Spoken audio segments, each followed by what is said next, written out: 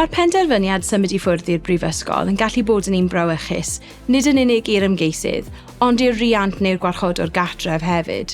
Efallai, dyma'r tro cyntaf i'r person ifanc yna byw yn annibynnol erioed. Mae'n nifer ffordd y gallwch chi neu'r ymgeisydd dod i'r arfer ar syniad o symud i ffwrdd cyn gadael. Enghraifft, mae nifer o cymdeithasau a grwpiau yn dod i'r arfer pob blwyddyn ar y cyfryngau cymdeithasol, lle allwch chi ymuno a trafod gyda pobl arall sydd yn mynd trwy'r un broses â chi.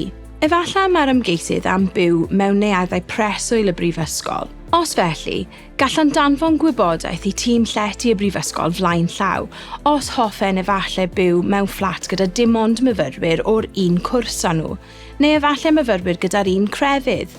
Neu efallai bod nhw am byw mewn llety tawel, enghraifft. Bydd y tîm llety wedyn yn defnyddio'r gwybodaeth yna i ceisio gosod yr ymgeisydd yna mewn llety lle maen nhw'n teimlo mwyaf cyfforddus.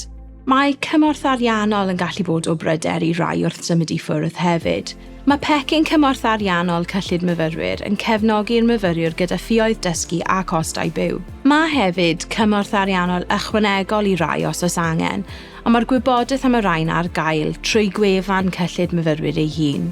Mae tîmau cymorth cyllid a cyllidebau gan y brifysgolion ei hunan hefyd, lle gall myfyrwyr derbyn cymorth yn ystod y flwyddyn. Mae yna gwasanaethau cymorth myfyrwyr arall ar gael hefyd, lle gall myfyrwyr derbyn cwnsela a gwasanaethau lles i galluogi nhw deimlo fel rhan o'r cymdeithas brifysgol.